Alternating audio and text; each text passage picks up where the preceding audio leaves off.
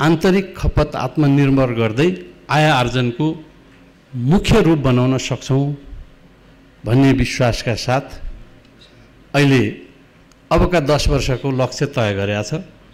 अबका 10 वर्षमा हामीहरूले 28,500 मेगावाट पुर्याउने, 13,500 मेगावाट आन्तरिक खपत हुने र 15,000 मेगावाट भारत बङ्गलादेश लगायतका देशहरूमा बिक्री गर्ने जुन सम्झौता पनि भारतसँग गरिसकेका छ। बङ्गलादेशमा 40 मेगावाटको निर्यातै गरिसक्यौँ। त्यहाँको आवश्यकता अझै छ। त्यस आवश्यकतालाई मध्यनजर राखेर क्याबिनेटले निर्णय गरेर यसलाई कार्यान्वयनमा लाँदै गर्दा सम्माननीय प्रधानमन्त्रीज्यूले संसदमा व्यक्त गर्नुभएको अभिव्यक्ति प्राधिकरण हो यसको मुख्य काम गर्ने हाम्रो इन्स्ट्रुमेन्ट र प्राधिकरणले सही ढङ्गले काम गर्न सकेका छैन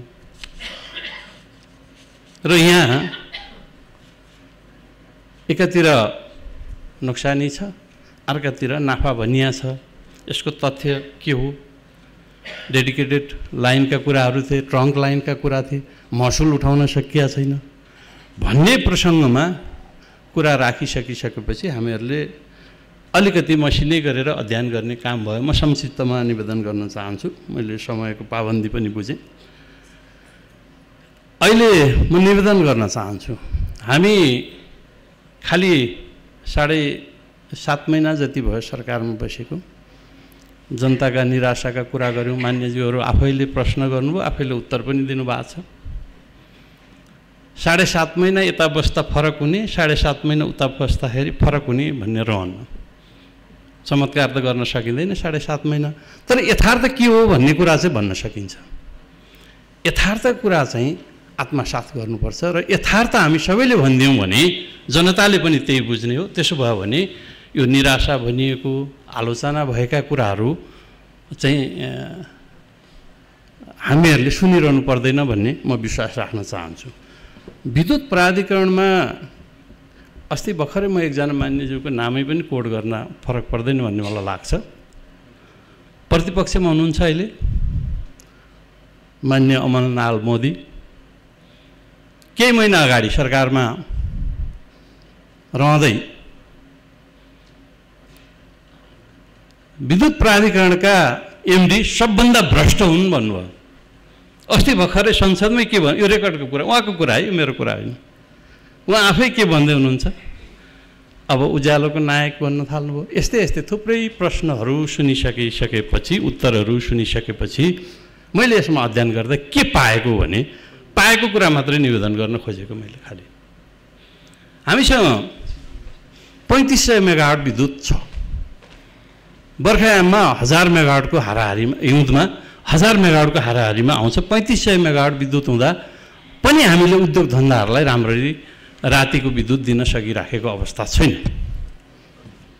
त 3500 मेगावाटमा विद्युत प्राधिकरणले जो सरकारको 100% लगानी छ त्यसले 700 मेगावाट मात्रै उत्पादन गरेका छ। त 2800 मेगावाट निजी क्षेत्रले उत्पादन गरेका छ। अहिले हामीलाई बत्ती पुगेको छैन, लोड सेडिङ छ। हिजो पनि थियो, आज पनि छ। हामीले लोड सेडिङ छैन भनेर घोषणा गर्दै गर्दा पनि लोड सेडिङ थियो, छ। म दाबीका साथ भन्न सक्छु। खालि के गरिएको थियो भने घरमा बत्ती दिने काम गरिएको थियो, उद्योग धन्दातिर कटौती गरिएको थियो। आज पनि त्यही छ। अहिले भर्खरै म यहाँ बसेर कुरा गर्दै गर्दा 830 मेगावाट विद्युत भारतबाट आयात भइराखेको छ। अहिले भर्खरै हामीसँग पुग नपुग 1000 मेगावाट विद्युत छ। अहिले साँझमा अब लोड सेडिङ घरमै पनि हुने अवस्था छ। त्यसो भएको कारणले एउटा निजी क्षेत्र, एउटा भारतबाट आयात गरेको र यसले गर्दा हाम्रो केही लोड सेडिङ हट्या जस्तो अनुभूति भएको छ। त्यस कारणले उज्यालोको नायक भने उहाँ होइन है। बरु यो धन्यवाद भारत सरकारलाई दिउँ, निजी क्षेत्रलाई दिउँ, जसले उत्पादन गरेका छ, जसले हाम्रो आवश्यकता परिपूर्ति गरिदिएको छ। त्यता गरौँ न भन्ने निवेदन गर्न मात्रै चाहेको। यो यथार्थ हो। र अहिले यहाँको आम्दानी एकदम नाफाजनक छ। यति अर्ब चाहिँ आम्दानी छ। भनेर दाबी गरिराखेको कुरा म बोर्डकै अध्यक्ष भएका कारणले यहाँ डिडिए गरौँ न त के हो त? प्रश्न त बाजियो नि त। बाहिर मान्छेको बुझाइ एक छ, विद्वानहरूको एक छ, महालेखा भन्छ 2.5 खर्ब घाटा छ। प्रतिवेदन भने मैले भने होइन, यो फेरि महालेखाको, हजुरहरू सबैले हेर्न सक्नुहुन्छ।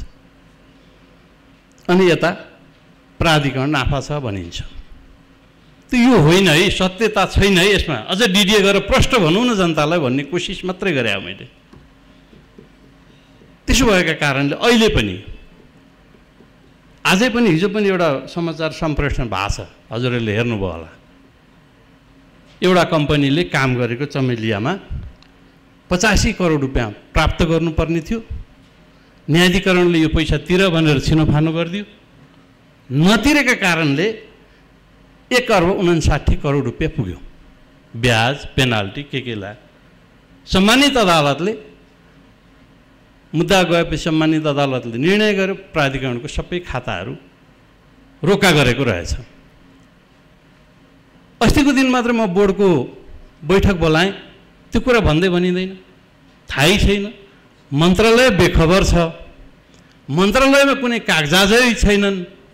त्यो कुरा यो सरकारको 100% स्वामित्व भएको कम्पनीको प्राधिकरणको सबै कागजातहरू मन्त्रालयमा हुनुपर्छ, यो कागजात दिनुपर्छ भनेर लिखित पठाइयो। त्यही मागे मात्रै हो, कसैका प्रति मलाई केही भन्नु छैन। तर दायित्वमा छु, पार्टीले सरकारमा पठाएछ, जनताले मान्य बनाएर पठाएछ। मेरो दायित्व भन्छ नि त यथार्थ कुरा बाहिर ल्याइदिने। यसमा सुधार गर्न सकिन्छ, यो मुख्य आधार हो, मैले पेश गरिराखेको छ। तर यथार्थ कुरा भन्दै पनि यथार्थ कुरा हो कि होइन भन्ने कुरातिर खोजी छानबिन गर्न नचाहेर आरोप प्रत्यारोपमा मान्यज्यूहरू नै लाग्दाखेरि जनताले चाहिँ बाँकी के बुझ्ने होला भन्ने चिन्ता मात्रै लागेको। यसका कुरा त गर्दै गरौँला। मैले खालि आज राष्ट्रिय सभामा सम्मानित सदनमा आइसकिसकेपछि र केही मान्यज्यूहरूले पनि फेरि अलि प्रश्न पारिदिनु न भनेका कारणले मैले संक्षिप्त कुरा मात्रै गर्न चाहेको। म धेरै कुरा यस पछाडि छानबिन गरेर म सम्मानित सदनमा फेरि पूर्ण डिटेल भनिदिने गरीको आउने कुरा अनुरोध गर्दै, यो व्यथिति रोक्न सबैको दायित्व हो। यो भगवान कोही हुन्नन्, सबै मिलेर गर्ने हो। त्यति कुरा आग्रह गर्न चाहेको। अहिले यति नै कुरा राख्न चाहे। सम्मान्य अध्यक्षज्यूले समय दिनुभयो, यसका लागि धन्यवाद छ। प्रश्नकर्ता मान्यज्यूलाई पनि धन्यवाद छ, आफूले आफ्ना कुराहरू राख्ने समय पाएँ। हस्, धन्यवाद, नमस्कार।